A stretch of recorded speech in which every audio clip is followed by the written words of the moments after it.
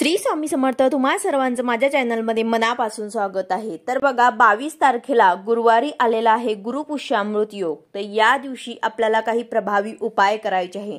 बघा या दिवशी तुम्हाला इच्छापूर्तीसाठी तुमची कुठलीही इच्छा असो, मनोकामना असो, विवाह योग जुळून यावा, नोकरीबद्दल असो, परीक्षामध्ये यश मिळावं, कर्ज फिटावं, स्वतःचे घर व्हावं किंवा आजारपण, अशा कुठल्याही प्रकारची जर तुमची इच्छा असेल तर तुम्हाला हा उपाय नक्कीच करायचा आहे।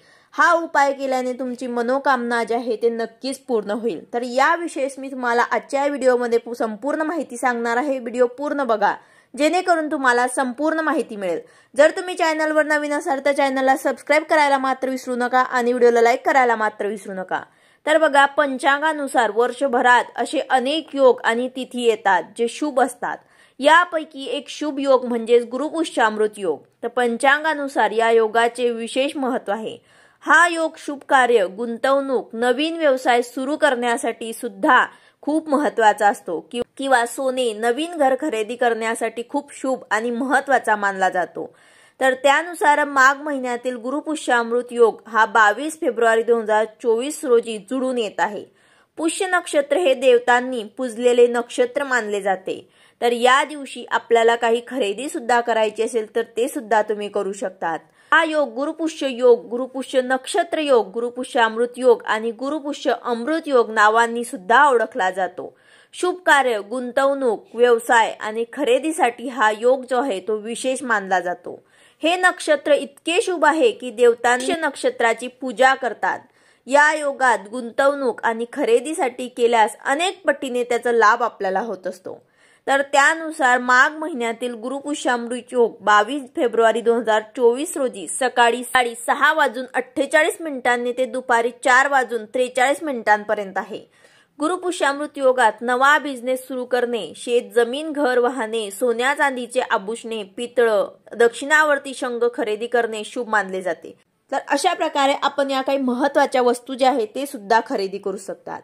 त्याचबरोबर आपल्याला या दिवशी एक प्रभावी उपाय जो आहे तो आपल्या मनोकामना, इच्छापूर्तीसाठी करायचा आहे। तर बघा या गुरुपुष्यामृत योगावरती आपल्याला या दिवशी पहाटे सुचिरभूत झाल्यानंतर घरातील ईशान्य कोपऱ्यामध्ये आपल्याला 2 छोटे पाट मांडायचे आहे। एक उत्तर दिशेला आणि एक पूर्व दिशेला मांडायचा आहे। त्यावर 2 आपल्याला तांबण ठेवायचे आहे। त्यामध्ये आपल्याला धान्य, गहू घालायचे आहे।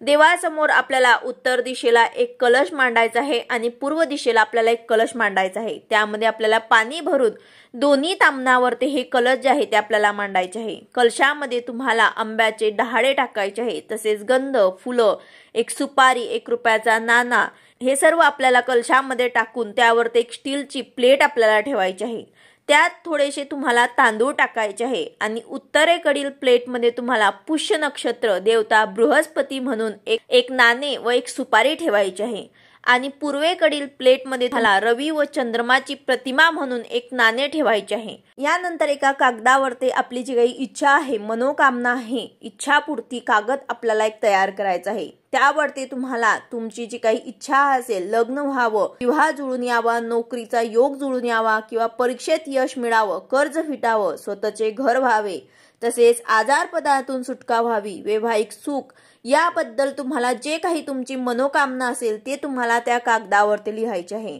आणि त्यानंतर तुम्हाला यासाठी एक पिंपळाचं पान सुद्धा लागणार आहे। एक पिंपळाच्या पानामध्ये तुम्हाला हा कागद जो आहे इच्छापूर्ती तो तुम्हाला त्यामध्ये गुंडाळायचा आहे आणि त्यावरती तुम्हाला पिवळ्या दोऱ्यानेच ती गुंडाळून एक प्लेटमध्ये तुम्हाला ठेवायचं आहे। पुष्य नक्षत्राचा आराध्य वृक्ष पिंपळ असते, म्हणूनच आपल्याला पिंपळाच्या पानामध्ये हे कागद जे आहे इच्छापूर्ती ते आपल्याला गुंडाळायचं आहे आणि पिवळ्या दोऱ्यानेच आपल्याला ते गुंडाळून पूजेच्या समोर आपल्याला ठेवायचं आहे। आता यानंतर उत्तरेकडे तोंड करून आपल्याला पूजा करायची आहे। तर आपल्याला 2दा आचमन करायचं आहे, प्राणायाम करायचा आहे आणि संकल्प करायचा आहे की या गुरुपुष्यामृत योगावर मी करत असलेल्या पूजेमुळे माझी मनोकामना पूर्ण व्हावी। आता जे काही तुमची मनोकामना असेल, जे काही तुमच्या मनात असेल ते तुम्हाला बोलायचं आहे। विवाहासाठी, नोकरीसाठी, कशासाठी तुम्ही हा उपाय करत आहे ते तुम्हाला बोलायचं आहे आणि माझे सर्व संकट निवारण व्हावे म्हणून मी पुष्य नक्षत्रासह बृहस्पतीचे तसेच चंद्राचे पूजन करत आहे, असे तुम्हाला बोलून संकल्प जो आहे तो तुम्हाला सोडायचा आहे। संकल्प केल्यानंतर जे आपण पूर्वेकडील प्लेट आहे त्यामध्ये मांडलेले सूर्य व चंद्राच्या नाण्यांची आपल्याला पंचोपचार पूजा करायची आहे। तसेच पिंपळाच्या पानात आपण जे गुंडाळून ठेवलेले आहे इच्छापूर्ती मनात धरून पुष्य नक्षत्राचे पूजन करायचे आहे। हळद कुंकू अक्षता फुलं धूप दीप ओवाळून नैवेद्य दाखवायचा आहे। त्याचबरोबर आपल्याला कापूर सुद्धा ओवाळायचा आहे। तसेच आपण उत्तरेकडे जो आपण कलश मांडलेला आहे प्लेटमधील बृहस्पतीचे आपल्याला पूजन करायचे आहे। गंध अक्षता फुलं धूप दीप ओवाळून आपल्याला पंचोपचार पूजन करायचे आहे। त्याचबरोबर आपल्याला ओम बृहस्पते नमः या मंत्राचा 108 वेळा जप करायचा आहे। जप झाल्यानंतर पूर्वेकडे तोंड करून आपल्याला पूर्वेपासून दाही दिशेला नमस्कार करायचा आहे। नंतर मांडलेल्या पूजेतील इच्छापूर्ती कागद आपल्याला गुंडाळलेला आहे पिंपळाच्या पानामध्ये तो आपल्याला जपून तिजोरीमध्ये ठेवायचा आहे। त्याचबरोबर दोन्ही कलशातील पाणी आपल्याला एकत्र करून घरामध्ये थोडे थोडे शिंपडायचे आहे आणि उरलेले पाणी तुम्ही पिंपळाच्या झाडाला टाकू शकतात किंवा इतर दुसऱ्या झाडांना सुद्धा टाकू शकतात। त्याचबरोबर पूजेतील सुपारी आणि नाणे जे आहे ते आपल्याला एक पिवळ्या कपड्यामध्ये गाठ मारून तिजोरीत ठेवायचे आहे। बाकीची पूजा जी आहे ते फुलं पानं जे आहे ते आपण निर्माल्यात टाकू शकतात। त्याचबरोबर आपण दत्त मंदिरामध्ये सुद्धा पेढे जे आहे ते नैवेद्य म्हणून देऊ शकतात। ब्राह्मणांना यथाशक्ती आपल्याला या दिवशी दक्षिणा सुद्धा द्यायची आहे। येणाऱ्या पुढच्या गुरुपुष्यामृत योगापर्यंत तुमची इच्छा नक्कीच पूर्ण होईल। ही पूजा करणाऱ्या व्यक्तींच्या मनामध्ये 3 गोष्टी असणे आवश्यक आहे। शुद्ध चारित्र्य श्रद्धा भक्ती आणि विश्वास हे असेल तर आपली इच्छा जी आहे मनोकामना जी आहे ते नक्कीच पूर्ण होईल आणि आपल्याला अनुभव सुद्धा येईल। शेवटी सर्व इच्छेचा प्रश्न असतो। तर अशा प्रकारे अतिशय प्रभावी उपाय जो आहे तो आपल्याला आवर्जून करायचा आहे।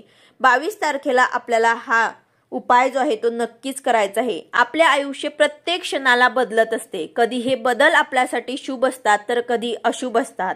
परिस्थितीतून मार्ग काढणे हेच आपल्या हाती असते। अशा वेळीस अध्यात्म उपासना सेवा हेच आपल्याला कामात येते। तर यासाठीच आपल्याला अशा काही शुभ दिवसांवर ते जे काही आपण सेवा करतो उपासना करतो काही आपण मंत्र जाप करतो उपाय करतो तर त्याचा फायदा आपल्याला नक्कीच मिळत असतो। तर गुरुवारी येत आहे गुरुपुष्यामृत योग। तर या दिवशी आपल्याला आवर्जून हा उपाय करायचा आहे। त्याचबरोबर या योगावर ते आपण जे काही जप ग्रंथ पोथी वाचन करतो पारायण करतो तप करतो ध्यान धारणा करतो दान करतो ते मोठे फळ आपल्याला देऊन जातात।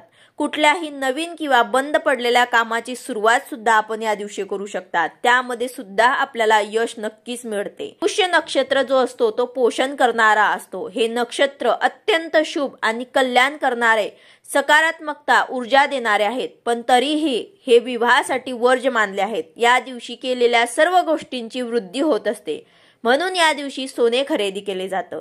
तर तुम्हाला जर शक्य असेल तर तुम्ही आवर्जून थोडं का होईना सोनं सुद्धा खरेदी करू शकतात। गुरुपुष्यामृत योगासारख्या अत्यंत प्रभावी योगावर केलेली प्रत्येक साधना विशेष आणि अद्भुत फलदायी देते।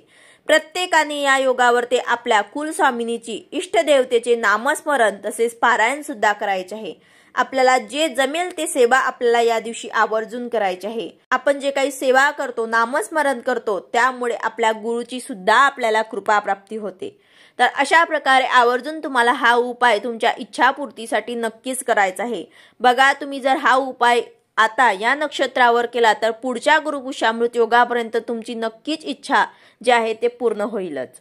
व्हिडिओ आवडला असेल तर लाईक करा शेअर करा सबस्क्राईब करा। भेटूया अशाच नवीन व्हिडिओ सोबत। श्री स्वामी समर्थ।